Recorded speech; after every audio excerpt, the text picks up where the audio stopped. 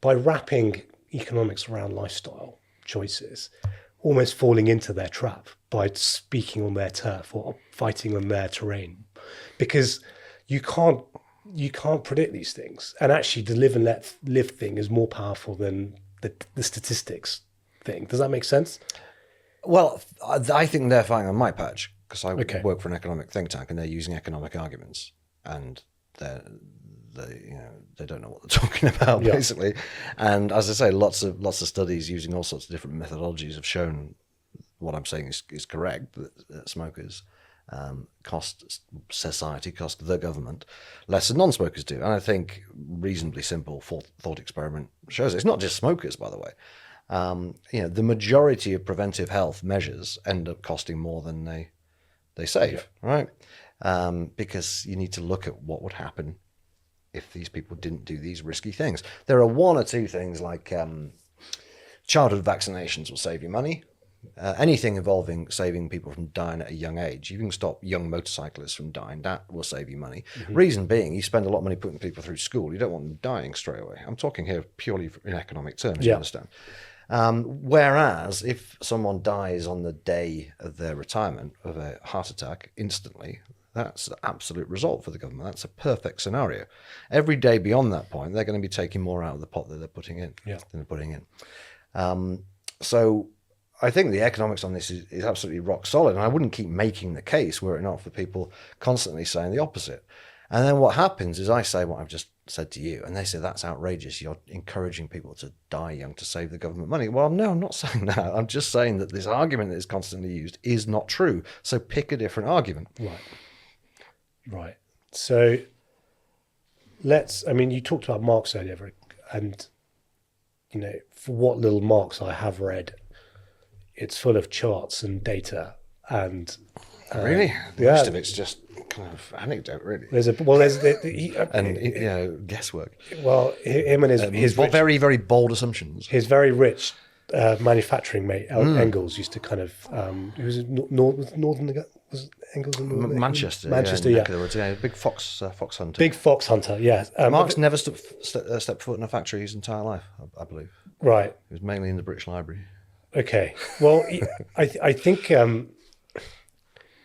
this is one of my big bugbears, is kind of use of statistics in complex systems to kind of justify arguments. Like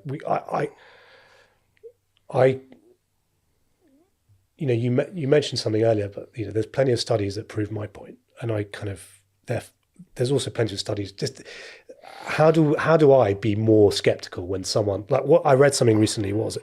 38% of children in year 6 in England are obese, apparently.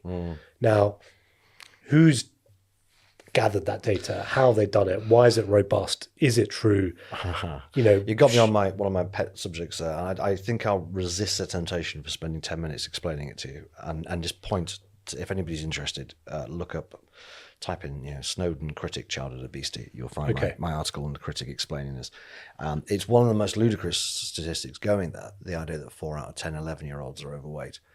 I've got a 12-year-old daughter, and I'm familiar with children of that age group and picking them up from school and so on, seeing them play football, and it's just nowhere near true, right? And you go, well, that's anecdotal evidence. Well, it's kind of, it's still evidence, right? If you're going around and supposedly nearly half of kids are overweight, and quite clearly only about 2 or 3% of them are, and it might be a little bit different in different parts of the country, I accept that, but I don't live in a particularly rich area, it's just not true. And as I say, I've looked into why it's not true, and it's pretty insane actually when you find out how they created this threshold of childhood obesity and childhood overweight. But no, it is absolutely not true. Your broader question: how do you decide? How does any layman decide, or work out, or judge whether the evidence they're being given is correct or not? Well, they can't really, without spending a huge amount of time. You can follow my Twitter feed. I gotta do it for a full-time job, writing about at CJ Snowdon, by the way, these terrible claims that are made all the time. I find it quite interesting. Most people don't. So no, basically people will trust authority, generally speaking, and you should be able to trust authority. And it's a real shame that you can't, but it's not just public health. It's, a lot of academia has just gone down this horrible wormhole whereby they say what they want to be true rather than what is true. Well, we saw that in COVID, and we see that with economics. I mean, economics is the ultimate tool of like oppression and or ex post justification for policies that have no kind of rational. Well, forecasting is garbage, isn't it? Yeah. Right? In most areas, unless you've got something that's very straightforward, forecasting is terrible. And if you've got people who've got a certain agenda, then we give forecasters far too much power. Thank you for watching this clip from the Meeting People podcast. To watch the full episode, visit the description or click on this link.